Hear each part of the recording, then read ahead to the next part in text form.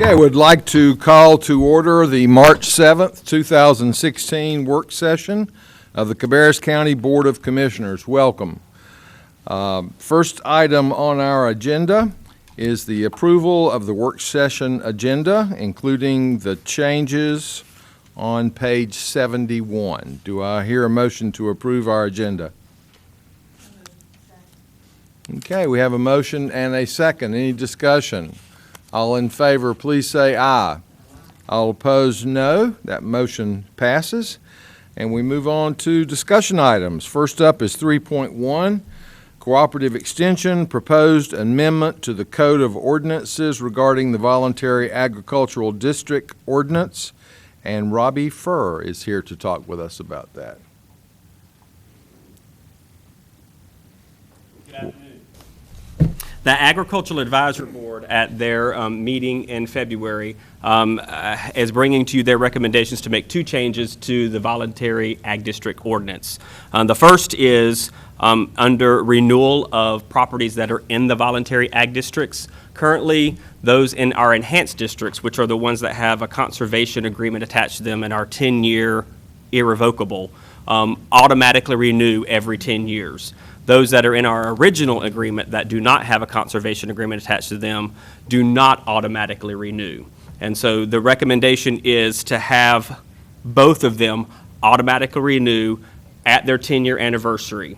And that's the wording that we have listed in here, given that they can allow a 30-day prior notice to their anniversary date to remove themselves from the ag district. And so we have, the reason this is coming up is the ag districts began back in 2006. The largest majority of all of our properties that were entered into the ag district will come renew this year. And so this would allow us to, instead of having to have each property owner submit a brand new application and go through that whole process to remain in the district, this allows them to roll over and allows us to notify them to let them know all we need from them is a notification if they wish to be removed. Okay, any questions for Robbie? We have it's right around 127 separate parcels, over 10,000 acres of land. And you would notify the people of these changes? Yes. So we have, the way this is written is we would notify them in writing. So we would notify the properties on file, the owners on file in writing, at least 60 days to their renewal date. And the renewal date would roll to be July the 1st.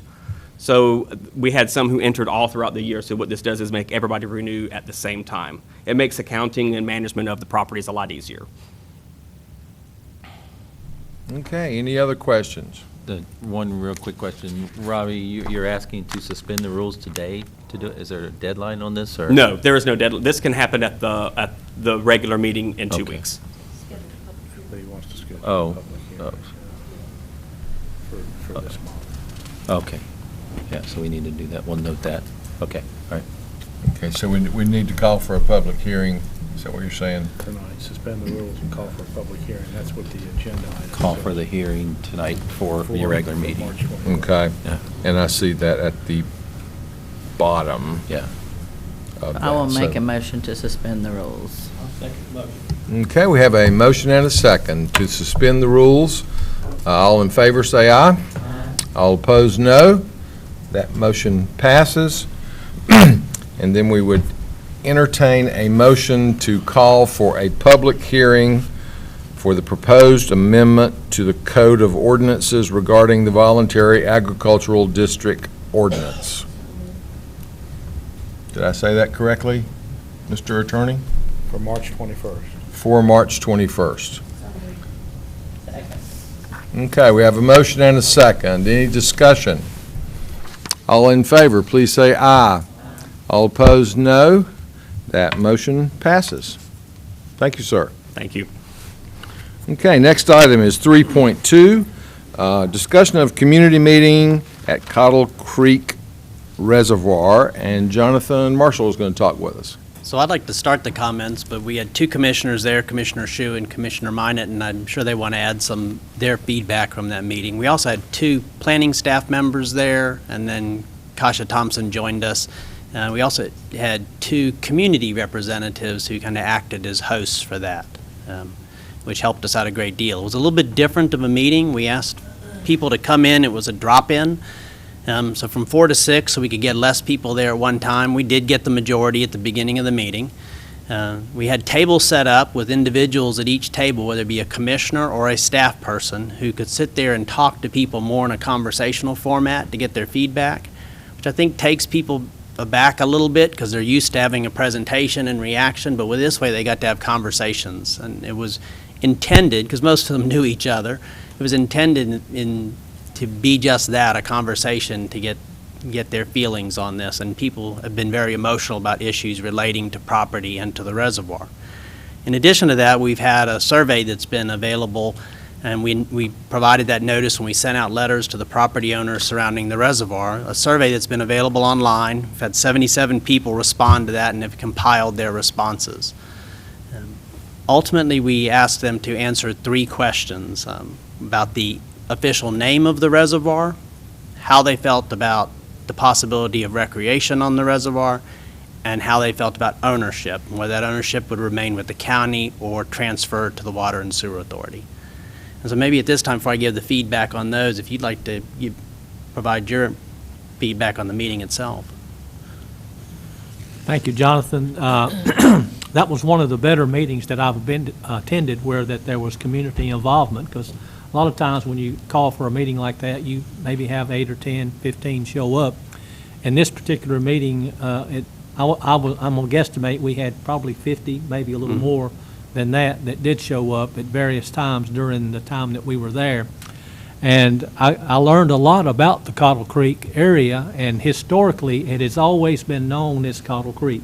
That whole area was known as the Cottle Creek area. There was a Cottle Creek Baptist Church, and of course a lot of the current day entities that are out there are named Cottle Creek. And it was one of the gentlemen that I happened to talk with there, his history went back over 200 years about the Cottle Creek, and he told me about his grandparents and of course his parents and all of that for all these years.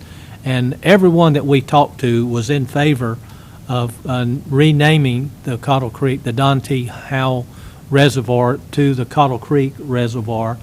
And everybody that I talked to, now I can't speak for Grace and who she talked to, and Jonathan and whoever else talked to people, but as far as the ones that I talked to, it was unanimous to rename it to the Cottle Creek Reservoir. And as far as the question about Wassac, there was some concern there.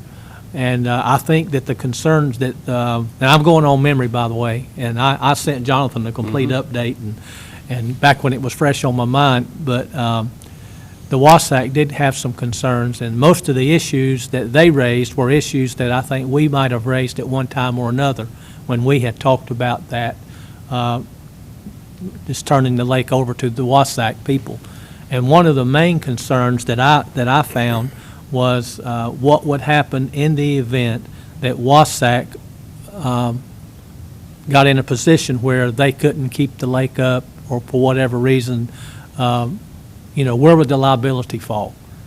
And who would be responsible to pick up on keeping the lake running to provide water for the citizens if something happened to Wassac? And so that was one of the major concerns. And then there were a couple of others. I don't remember what they were right offhand. But basically, overall, though, it was a very good meeting, and I took away a lot from it. And so, I'd be anxious to hear what Ms. Minot has to say, because she was there as well. And I think, Kasha, you were there as well. And I can't remember who else, but it was a good meeting, and we learned a lot from it. Obviously, I had the same comments that he does about the attendance. It was mostly people who live around the lake, an awful lot of longtime families, some newer ones. There were a few people there who were wanting to talk about the recreational issue, but there were very few.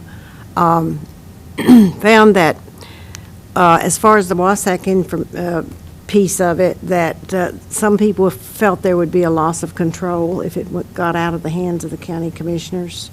They liked the idea that it was closer to them. I think they felt it was closer to them if that happened. I did play devil's advocate with several of the groups as I was talking to them and just tried to,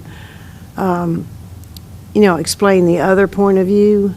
And mostly they were very receptive to the fact that it is a county property and that therefore, when it became a county property, it could become something for all county residents. What their concerns there were trash, people getting on their properties uninvited, fishing off of their, even though it's not their property, fishing on the edges of their property, that sort of thing. That's where most of those concerns came from. And one of the things that colored my opinion after hearing all of these was that it would have to become a park, and there would be costs to that. There would be costs of developing it, costs of supervising it, and quite frankly, at this time, I don't personally think we have need for that. And there definitely was a majority of the people there who did not want it to become a fishing lake. So what we found with the survey itself and the people who came, the people who've called, written letters, and we've had correspondence of all type. And I will point out there's a map behind you. You can't see the push pins in it, but we asked the folks who came to the drop-in to put a push pin in that map where they lived. And you can see if you get closer to it after the meeting ends that we had very good representation in terms of areas surrounding the lake. And of course there were folks there who did not live around the lake. A few of them just put their pin just off the map or decided not to put one in there. But I'd invite you to take a look at that. But the most clear response was on the name itself. Everyone felt that it should be named officially Cottle Creek Reservoir. So what we've presented to you in your agenda for your consideration at your regular meeting is a resolution to affirm the official name as Cottle Creek Reservoir. And we do have some signs that the county puts up out there, and we would put new signs up if you choose to do that. And I think, again, that was the one that we had the most clear response on. So the second question was about ownership. Varying responses on that. I'd say one piece of that is there needs to be some education about exactly what the Water and Sewer Authority of Cabarrus County is. We had a lot of questions about who the board members on that authority are, whether they're elected or appointed, how they would maintain the lake. And I think there was, again, questions and a misunderstanding or lack of understanding about the fact that the county already has an operation and maintenance agreement with the Water and Sewer Authority that's paid from raw water sales. So the sale of water from the reservoir actually pays for its maintenance and operation for WASAC. It operates like an enterprise. So I think there's a lot of education that needs to take place. But in addition to that, some of the questions and responses I think could help guide us if you choose to transfer that property with some conditions that would be put in place. So we could address things like what happens if the Water and Sewer Authority no longer exists, or what happens if those raw water sales don't cover the cost of the maintenance and operations. So I think it gave us some guidance of things we can address through conditions of that would be applied as part of a transfer if you chose to do it. The third question was really the one that had the largest disparity in response, and that was dealing with recreation. It went everything from no recreation to opening the entire lake to small pieces, different types of recreation. And those who felt there should be none really did have issues with trash, trespassing, the fact that they may live on the lake now and they currently can't fish themselves. We own the property between all the way surrounding the lake, so they're not even allowed to go fish from their own property. So there's a lot of different responses to that. In addition, and we had pointed this out when we asked the question, the Corps of Engineers and the state of North Carolina have some control and say-so on that based on our permitting and based on the regulations that govern a water supply watershed. So that's really a question that has to be answered from a much larger perspective. I think some of the responses we got are very helpful, though. And again, some very negative, some very positive, but it gives us some guidance where to go.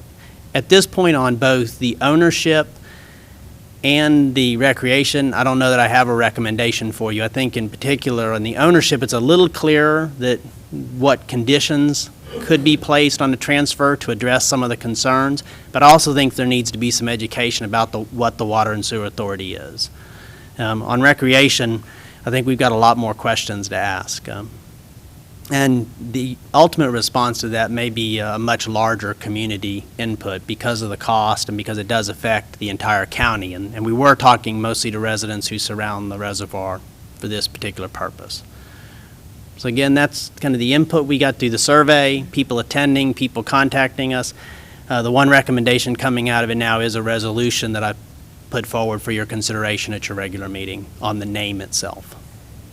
Jonathan, on the survey that you took, what was the response of the people for the recreation part? Because I wanted to mention this, you brought that up, that I thought that, that would be pretty good response for recreation. I thought it would be good because I had several calls and this and that and all months ago, but they probably were not people living on the lake because they're the ones that have to deal with, with all of the things that happen when you've got a big fishing lake like that in your backyard. So, but I was surprised that pretty much overwhelmingly they wasn't too much in favor of it, but I was just curious what the survey said. Well, the most common word in responses other than yes or no is absolutely, either absolutely or absolutely not. So, as I said, we had some polar extremes on this one. Limits, I think there were some feeling that you could have some limited areas. That would be a lot easier for us to monitor. And we've looked, there's two pieces of the lake that go below, that are south of 73. They're isolated from the main body of the lake, and we've talked about that in the past, that if we could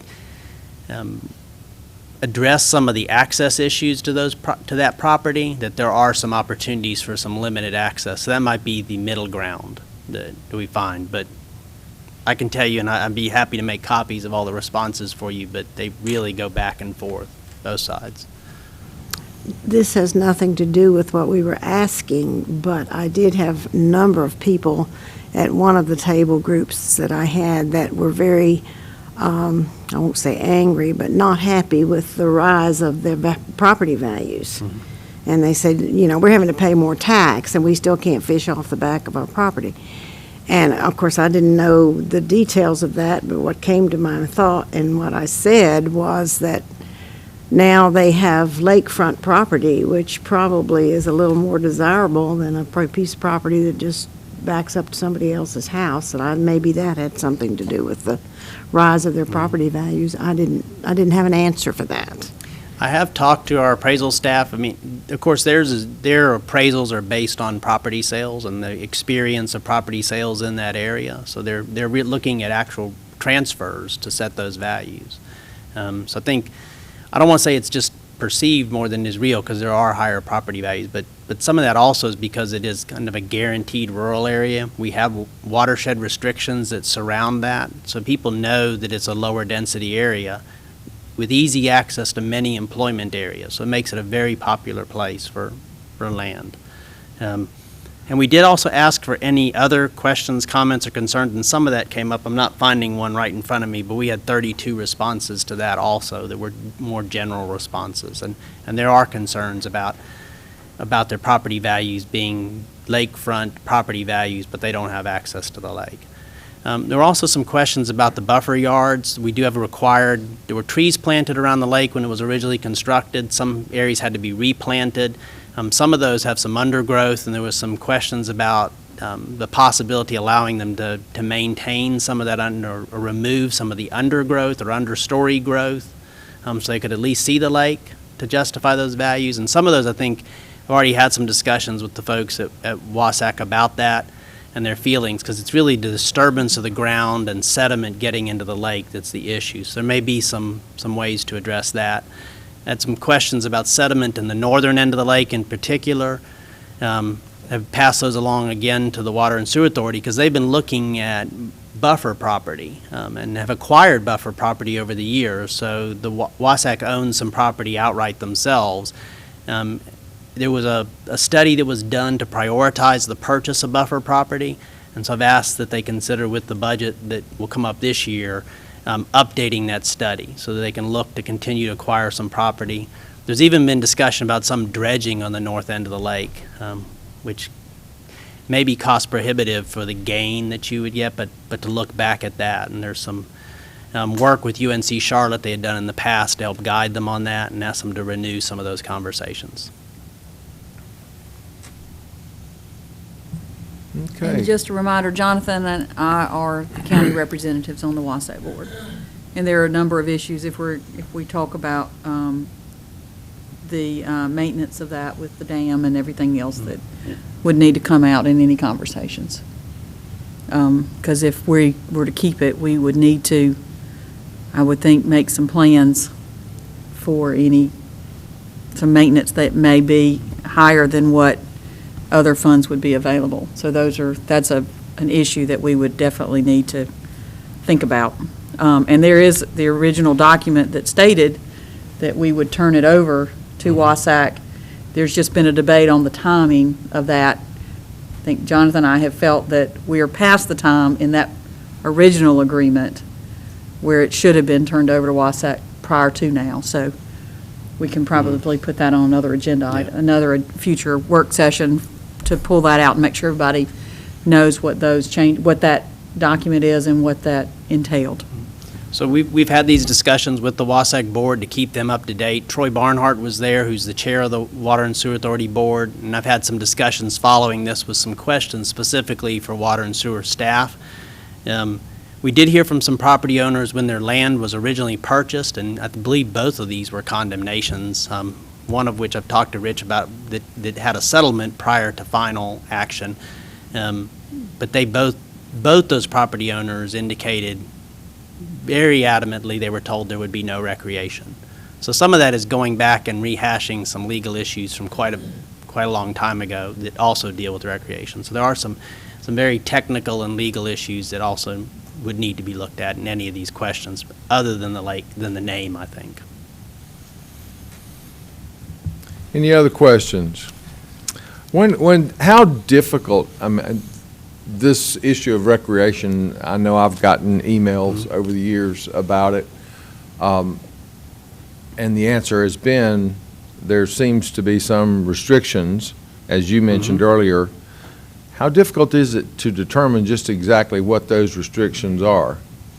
Or is it all surrounding specific proposals? And I think one of the differences, so Lake Townsend in Guilford County is an example of a watershed that has the same classification and protection on it that this one does. It is not the only drinking water source there, and it also had some recreation kind of prior to that watershed designation. So one question we've had is why, if it's protected the same way, do they have recreation and this one doesn't? And I think it goes back to the fact that this was originally created as a drinking water source, so the state was very stringent in their ruling on that, as well as the Corps of Engineers. So I think the difficulty is going back to both those parties and saying, what is the flexibility there, what are the options there? And we would need to talk to both the Corps of Engineers and the state of North Carolina. but if I'm interpreting you correctly, when it was permitted under the specifications that there would be no That's right. recreation. That's right. And also assurances were made to property owners based on what you just said. In So- one case, the property owner says clearly a larger portion of his property was purchased to protect the watershed, and he feels that it was done so, saying there would be no recreation, and because it was such a high quality, because it had such high and stringent protections on it. So if we went back and did recreation, he questioned the purchase of that additional property. Right, So it gets that specific with individual owners. right. Okay, any other questions? And then we'll have this resolution for your consideration at our meeting in 2 weeks. Okay, moving on to item 3.3, the North Carolina Department of Transportation purchase of right-of-way at Weinkauf Elementary School. So Tim Louder is going to join me for this one. As you're probably aware, part of the construction and widening of I-85 is reworking all the bridges at Main Street, Ridge Avenue. Main Street. Of course, the interchange at 29601. That in turn has affected a rerouting of Weinkauf. to connect through a couple of traffic circles over to Ridge Avenue, because the Ridge Avenue Bridge will be eliminated. There will no longer be from South Ridge across 85 a bridge, but there will be a connection that you can make from Main Street and from Winecoff to get over there without having to cross the railroad tracks. That ultimately affects Winecoff Elementary School. So we met some months ago with a right-of-way agent there, and then we turned it over to the schools for the negotiation point, because it affects the queuing for drop-off and pickup of students as well. And also during the construction process, for a temporary purpose, they're going to restripe our existing bus driveway to have two-way traffic in it, to allow them to be able then to divert traffic during that construction of the realignment. So the bulk of the impact is for the temporary restriping and use of that driveway entrance for that purpose. That reverts back after the fact. But then the actual permanent purchase is just for the entrance, where they realign the entrance a little ways there at the beginning, just a very small acreage. So a very small of it is actual purchase right away permanent. The bulk of the money actually is for the temporary during the construction process. And the secondary part of this is the offers. You can see the total offer for the temporary easement, the construction easement, and the permanent easement is $129,000. In the past, the Board of Commissioners have designated that to the benefit of the school that's affected. So Susan Farrington has prepared a budget amendment that does that, working with Kelly Klutz, and then we asked the schools to identify from their list of deferred maintenance or from their list of maintenance that for that school that's in their budget proposal, how they would use that. And we're going to use that for item number 309 on our capital list, which is the replacement of the carpet to VCT. That carpet is in there when the school was built originally, so it's in bad need of replacement, and that's just about the amount of money it takes to do it. So it'll work out swell for everyone. So there will be two items before you motion to approve the acquisition of this right-of-way and easements, because Cabarrus County is the property owner there, and then secondarily, the motion for the budget amendment. So those will both be on your agenda. Any questions? Thank you. Next up, same players. 3.4, sewer easement agreement at New Odell 3-5 school. And with this one, I will let the school construction staff explain it all to you. You want to tell me? Right. And you know that we have a developer north of Highway 73 that's actually in the city of Kannapolis and that would wish to extend sewer along through the school property and up across Highway 73 to serve a corner of Odell School Road and 73 on the north side. It's RL West is the name of that developer. And in doing so, they need easement across the school's property, which obviously you folks own at this time. The original easement came in and turned abruptly and went up before you got to your the Odell Volunteer Fire Department. But they have now got a new alignment, which we like much better as well. It comes all the way through the property and crosses over right across on the north side, or I guess the east side of the fire department, which allows then access for the fire department directly in the gravity sewer, but it also will allow the school system direct access into the sewer, because we have to have our pump station in place anymore. So it's a kind of a benefit for both of us. And so we've worked with them, and David's worked with them on the alignment, and we feel like that alignment is a pretty good alignment, and it's going to benefit all the parties involved. Questions? Or do you get any money for this? No. We get enough benefit by the fact that we don't have to maintain our pump station from this point forward. In order for us to be on gravity, we would have had to extend that sewer ourselves, so it saves us the cost of sewer. So we let the developer do it, and we just give him the access to do so. Win-win, we hope. I believe it's pretty significant savings. Yes, it is. Yes, it is. Yeah, it's about $50 a foot savings, so that's a pretty good bit. Any other questions?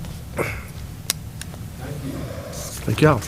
Okay, next item, 3.5, construction and renovation fund balance update from Susan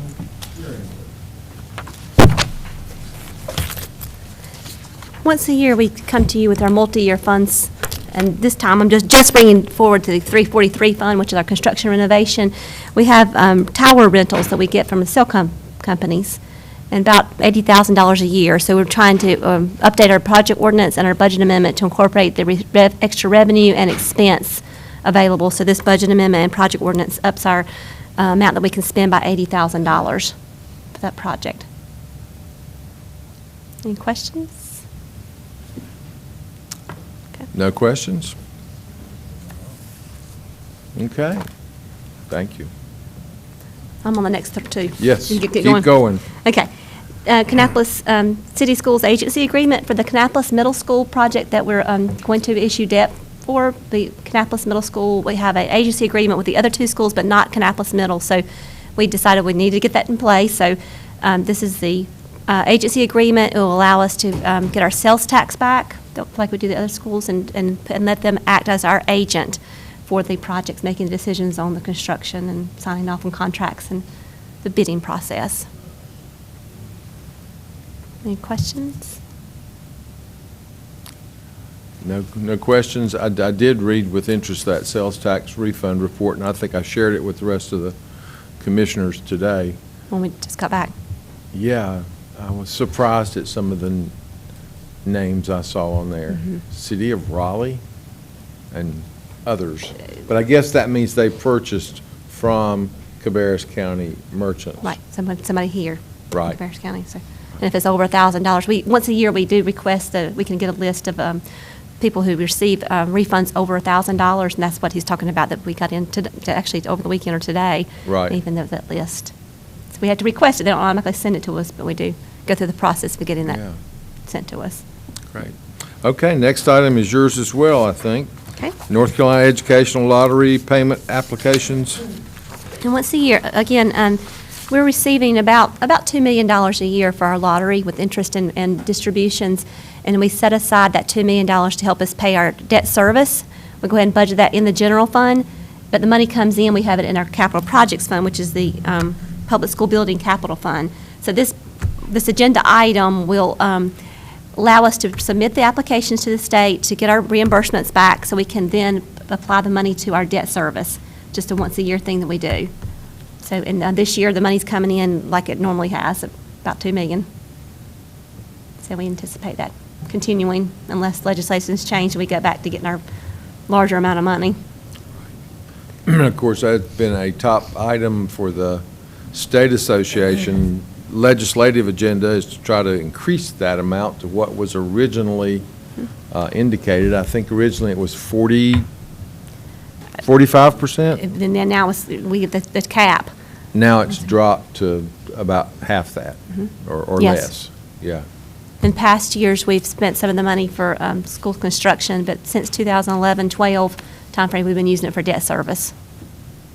Mr. Chairman, I have just a couple of questions, Yes, general sir. comments mostly. On the issue that you raised about the original percentage, I'm fairly sure it was 42% to start with. 42? 42% was to go for education. 8% was to go for the administration of this, and then 50% went toward prizes and payouts and all that.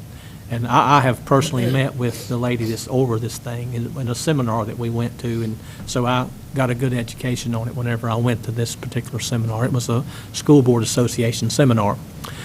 But I know we have budgeted $2 million a year, but now we actually do we get less than that or we get more than that, but we only bill for $2 million? We get probably just a little bit more than that, but it's around $2 million, and I can get a report, No, it's see not what the- necessary. I just wondered, because it would sort of be, out of the ordinary for it to be, we got $2 million, y'all need to send us a bill, that type thing. It doesn't fluctuate much, but Yeah. but we But, do. a number of years ago, 2 or 3 years ago, they went from $1 for a lottery ticket to $2 for a lottery ticket. And sort of strange that the percentage stayed the same and the money stays the same. That didn't make much sense to me, because people that buy the lottery tickets, that's something that they do pretty regular, I think. And so you would think the revenue coming from that would be about the same on an annual basis. And then when they doubled it, what would one automatically think? That the revenue doubled. But I don't know what happened, but anyway, any excess over and above the $2 million, they just retain that till we request it? It's set aside for Cabarrus County at the state when we sort of liken it to like a savings account. And we have a savings account, and this money, this applications that we presented to you that you'll sign off for at the regular meeting on the 21st, we have to request it to be put into our checking account. And that's what this $2 million will do. As soon as I turn the request in, it has both the signatures of the Cabarrus County School Board and Kannapolis City School Board and us on there. We'll turn it in, they'll put the money from our savings account to our checking account. And we actually have, you're not gonna believe this, carbon copy checks. The check stock we keep in our safe, and I have to go, or somebody in my office goes to a typewriter and they type the check out. $2 million to Cabarrus County. You know- And we have to do, it's so antiquated, but that's how it. Well, this is only a works. thought, that, to me, it makes good sense, on this particular thought, is if we have $2.5 million laying in Raleigh, and we request $2 million, and we got $500,000 laying in our savings account, but yet we're paying interest on bonds for schools, and we could use the money here. And so what I would like to see us consider, if it can be done, is if we got $2,500,000 or whatever it is, we request what they have on hold, and we use it for school debt, for debt service, rather than letting it lay there where we're not getting anything for it, I'm sure. Just a But little- yet- just a little bit. But yet, we're paying, a couple of percentages, I'm sure, for our debt. And to me, that only makes sense. If it's there, we get it. If it's not there, well, we get what is there. I can Only- give you, I can see how much the extra is. I know it's a little bit more than $2 million, but we conservative each year trying to get, we know we're going to get $2 million in. That's what we request. But I will get in fact, I've got somebody in my office updating it this week. Sure. So we'll have definitely have an answer. And as far as the $2 million a year budgeting, that's good, But if we get more sometime is better. Yes. Especially when you already owe much more than that. And we wait till the spring of the year because we get our big chunks of the lottery in 4 quarters of the Okay. year. So we've received 3 of them so far, and we'll Okay. get 1 more. So I don't want to do the timing where we would request this money and then it's not there yet. Right. So- Well, we don't want to be in a deficit with the state, because we know how that works. Whenever we get a positive, they take it right back, so, and we've got it budgeted, so we don't want that. But whatever we can do, and that's just only a thought, Okay. Whatever the other commissioners think, that would be something that, we ought to look at, though. Okay, any other questions? If not, we'll move to 3.8, Human Resources Employee Benefits Renewal. And Lundy and Joanna are here to talk with us about that. Good afternoon, Commissioners. We are indeed here to talk about our plan renewal for the health plan for 2017 fiscal year. We have just a few slides to share on the plan design and the renewal rates, and then we want to talk through some changes we would propose for the plan for this year that include our stop-loss coverage, our non-tobacco use discount, and procedures around that, and then limited fees at the employee health clinic. As far as our requested item, we would request that the renewal, benefits renewal be approved with the regular scheduled meeting. So Megan, if you can move to the next slide, Joanna's going to start with a little plan design update. Okay, for the first slide that we have here, the renewal for the 2 plan options that we currently have, we don't have any plan design changes, so we would like to remain the same for the 2016-2017 renewal. You can see the health reimbursement account will remain the same at $225, and then the health savings account and the consumer-driven plan will be $750. Does anybody, the co-insurance and deductible will remain the same on both plans, so it hasn't had any changes. Do you have any questions about the plan designs? Okay, then we'll go ahead and move to the next slide. And this is the budgeted rates for 2016-2017 plan year for Cabarrus County. So currently, we pay $641 per employee per month, and so the increase will just be less than 0.5% to $643.50.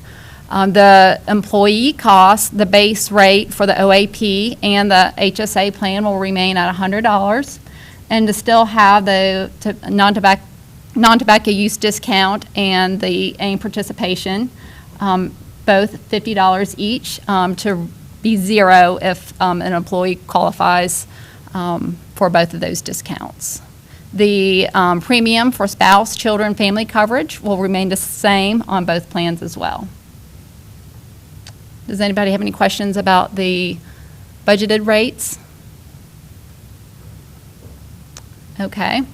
So one of the, every year when we look at the renewal, we always look at the stop loss. So currently, we have the $100,000 specific stop loss in place. So if you have claims, because we're self-funded, over $100,000, then we pay, you know, a premium for that, and we'll get reimbursed for any amount over that amount. And so when we were looking at the renewal, typically the stop loss is the administrative increase that we have. Otherwise, everything stays the same. So we're really looking at the $100,000, and then we also looked at the $200,000 specific stop loss. And you can see, based on our history, because we always want to have a history, and this is our 3-year history, based on the reimbursement we have received for those claims over that set amount, and the premium of what the premium would cost on this next plan year of what we would pay it out. So you can kind of see the differences between the $100,000 specific stop loss cost, and then the recommended that we have for the $200,000. The difference between the premium and the reimbursement is a lot less. So just looking at the numbers, we propose to change the specific stop loss to $200,000 to have a premium savings. Joanna, define specific stop loss, please. So what happens, since we're self-funded, this is an insurance premium that we pay and our administrative costs that we pay to Cigna.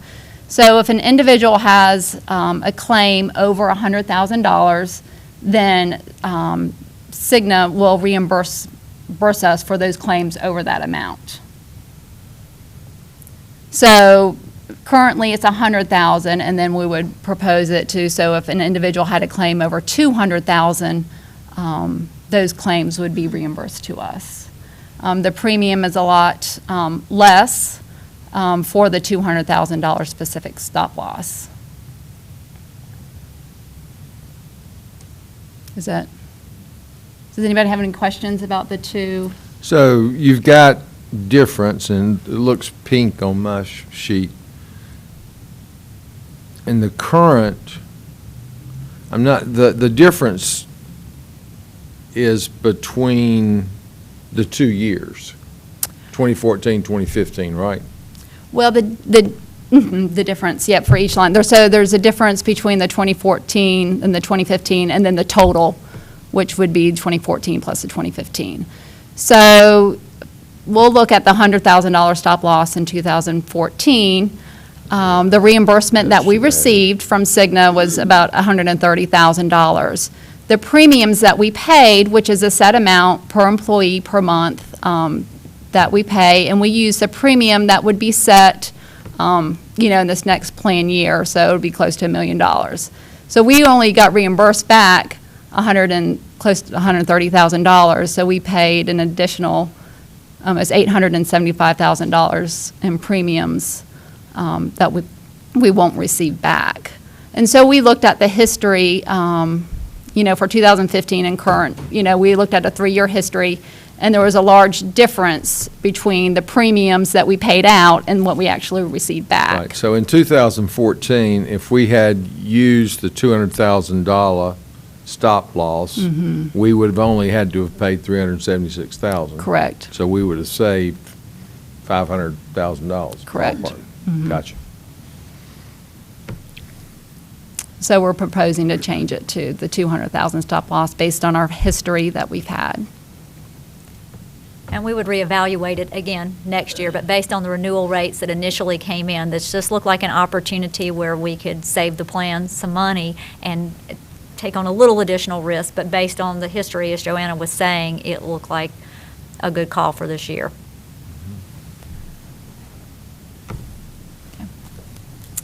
So the next slide that we have here is the non-tobacco use discount that we have in place. As I mentioned earlier when I discussed the rates, we have a non-tobacco use discount. And this has been in place since July 1, 2007, so it's been in place quite a while. So currently, employees, if they are a non-tobacco user, they receive a $50 a month premium discount on health insurance.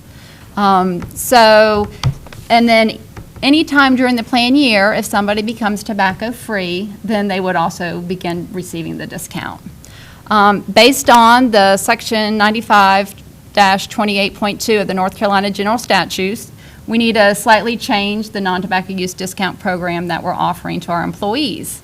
So what we would do to stay in compliance is that we would still certify whether somebody is a tobacco or non-tobacco user. The difference would be that if an employee is a tobacco user, what would happen is that they would be able to go to a educational program, and then if they stay in compliance, they will receive the discount and continue to receive the discount, whether they become a non-tobacco user or not. So the outcome will not be effective on the discount, just participating in the program. So we researched different types of programs that we would be able to offer to county employees, and we want to utilize the current resources we have so we wouldn't have an additional cost to this program. We have, implemented the health coach that we have at the Employee Health Center. They would be able to meet with that individual once per quarter to help them, stop using tobacco products or maybe in other wellness ways as well. And if they continue to see the health coach, they will continue to receive the discount. We've also researched another program that CHS offers, which is a Quit Smart program that is free, that employees would be able to go to. And that's structured a little bit differently, where they meet in a group setting 4 times as well. So it's just a slight change in the program as far as employees being able to receive the discount or not. So if I understood that correctly, if an employee is a smoker, they enroll in one of the programs, they keep right on smoking. When they finish the program, they've been unsuccessful, they still get the discount. Correct. And that is to stay in compliance. And that's something that was passed down to us by the state of North Carolina in their great wisdom. Okay. It's a lawful product in the state of North Carolina, so you, do have regulations on how you can address that.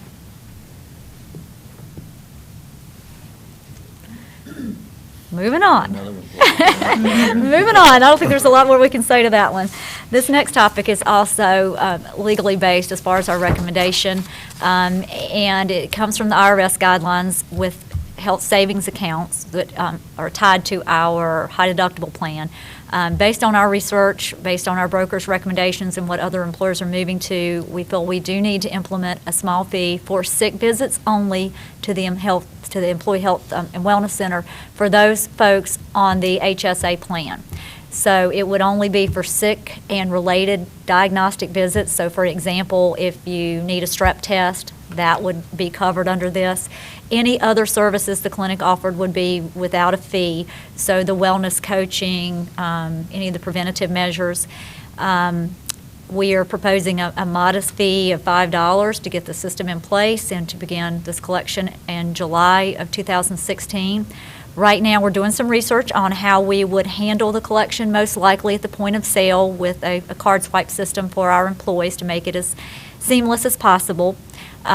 We also would need to work on some employee education to explain the purposes of this. The goal is not to raise money for the clinic. It would be a nominal amount. The goal is to make sure we're being compliant and we're protecting our employees who've chosen this plan. This plan is a good fit for a lot of our employees, and we don't want to drive employees away from the health savings account. So at this point, we're feeling like the modest fee is the best way to implement. We'll look at that in the future, but again, the point is to be in compliance for them and to protect them as well as the county. We feel like we do need to implement this effective July 1st. Okay. So any questions on our proposed changes? I can only assume that the $5 charge will go back into the health savings account as We'll go far back as the funding of the program. to the clinic. To the clinic. Operational. It's going to be, I'm sure, pretty insignificant compared to the overall budget, but just wanted to know where it went. So is it going to cost us $6 to collect the $5? It shouldn't cost quite that much, but there is a fee associated with that, especially if we go the card swipe option. But we are looking into that because we feel employees will want to use their health savings card. It will also make it easier to collect from employees, family members who utilize the clinic. So, again, that's going to probably be the best option. We're working with our IT and finance departments on recommendations for the most cost-effective method we can utilize. But again, we should make some money, but it's not going to be a large amount of our operating budget. It's going to cover the cost for sure and add a little extra. Okay. Other questions, commissioners? We've been very lucky this year. We had a great year as far as claims and management of the plan, so there's a very minimal increase where we're seeing some cities and counties are seeing between 5 and 25% increases, so we're very lucky. Ours is less than 1%, right? 0.39. 0.39% increase. Wow. Well, hopefully, we can attribute that to the wisdom of the way the employee health clinic is operated and some of the other measures that sometimes it's hard to quantify that and point it out to people, but this is a pretty telling example, I think, that we should be very proud of. We would agree. We think that does make a difference, that and the fact that employees are learning more about consumerism and they're making better choices and taking a more active role in their health care. Right. But the clinic is definitely a factor. Okay, any other questions? Thank you very much. Thank you. Okay, next item, 3.9, animal shelter fee schedule. Since I prepared the agenda item, I'll go ahead and go over it. I worked with Amy Birchfield and David Taylor. We took over the animal shelter February the 1st and needed to implement a fee schedule. And that fee schedule is about 2 pages further. It is for the adoptions of dogs and puppies. And there's a breakdown of the fees that will be collected, inclusive of a spay-neuter fee for every animal that is taken in, from the clinic and adopted. From the shelter and adopted. We have a contract with a clinic to take care of that spay-neuter fee, and we'll pay for that directly from the county. So for a puppy or a dog, it's $100. For a cat or a kitten, it's $90. Those animals also are microchipped so that if they ever get lost again, they will be able to be scanned to find their owners. There's also medical services they're going to offer to the rescue organizations, and this is if they choose to. They can come and rescue the animals at no charge. However, if there are fees associated if there are certain vaccines and things that they would like to have done at the animal shelter for their organization before they take the animal out, and those fees are also established here. And we wanted to update the animal control fines and the pet reclaim fees. The first offense was $50, the second offense is $150, and the third offense is $250. And they're updating the boarding fee from $8 per night to $10 per night. And then they have cat and dog trap rentals that they have that are available at no charge. But these are the fees that they would like to incorporate into the animal shelter since it's become part of our organization again. Okay. And how, are these pretty much in line with what they've been charging? I know you said the one was an increase. The boarding fee was definitely an increase from a $2 increase. It's been a long time since that had been adjusted. Amy did some research on the adoption fees, and they're very compatible with what is around and what was being done previously with the Humane Society, so they are very compatible. And of course, she did a very detailed breakdown of each little individual piece of the fee, so everybody would know exactly what they were paying for. But the contract with the spay-neuter, I think, was the most beneficial part, is that we make sure that the animals are spay or neutered once they're adopted. They have a system put in place to make sure they will schedule the appointment before the animal leaves, and if they don't show up for their appointment, the spay-neuter clinic will call back to the shelter to let them know. So we did put a system in place to make sure that the animals were receiving the service that was necessary for them to receive, and that's why we opted to pay for it directly so that they would not have to show up to the place with money. Right. Okay, any other questions? Okay, thank you. Next item, 3.10, tax collection, advertisement of 2015 tax liens on real property, and Eddie Mitchum is here to talk with us. Due to an oversight on my part, this didn't make the February budget or February agenda, and I'm requesting that the board approve this so we can advertise on the 20th. Okay, so we'd need to suspend our rules and vote for that tonight to keep that on schedule. That's Correct. correct. Okay? Okay, we have a motion and a second to suspend the rules. All in favor, please say aye. All opposed, no. Motion passes. And then we would entertain a motion authorizing the tax assessor to advertise, for the advertisement of 2015 tax liens on real property. We have a motion and a second. Any discussion? All in favor, please say aye. All opposed, no. That motion passes. Thank you, sir. Okay, next item on our agenda is approval of the regular meeting agenda, which you all have before you. And so if you would look that over and see if there are any changes or adjustments that need to be made. Otherwise, I would entertain a motion to approve the regular meeting agenda as presented.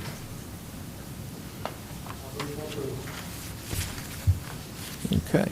We have a motion and a second. Any discussion? You've approved, you just suspended the rules on which one, Rich?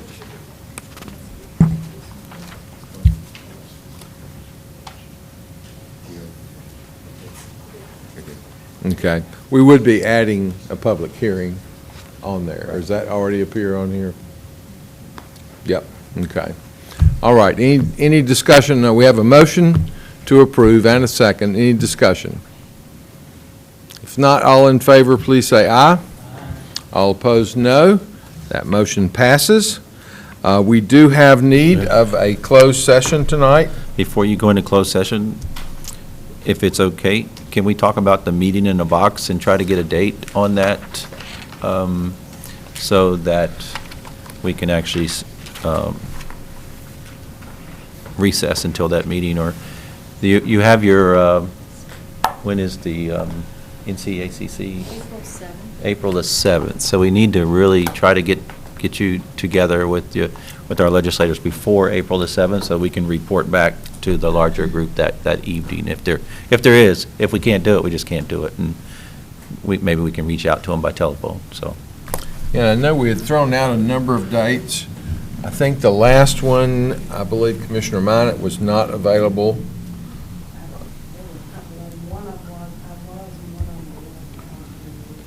Okay, I think the last date, was it April 18th that we? April or March 18th? March 18th. March. I could not do first thing in the morning on April. March. I haven't done 15th. So if we were done by 9 o'clock, I could. And of course, we have not checked with our state representatives to see whether they would be able to attend or not. It'll be by then. Right, okay. The 18th, I have an 11 o'clock. If we did, what time did you say you had? I'd have to leave by 9. By 9? And the 18th is a Friday. You do 8 to 9? That's too early for you? That early, too early? 8 The o'clock? 18th at 8 o'clock, so we'd plan to keep it an hour, 8 to 9. Is that here in this room's where we traditionally have had that, yeah. Then we'll, that's good, we'll reach out to our legislators and make sure it's okay Okay. with them. Yeah, and let's make sure tonight, instead of adjourning, that we recess to that day. Right. Okay, and that'll be at the conclusion of our closed session. Okay. All right, anything else before we go into closed session? No, sir. Okay. So I would, at this time, entertain a motion to go into closed session for North Carolina General Statutes 143-318.11A, 3, and 4. Okay. We have a motion and a second. All in favor, please say aye. All opposed, no. That motion passes, and we are now in closed session. Thank you.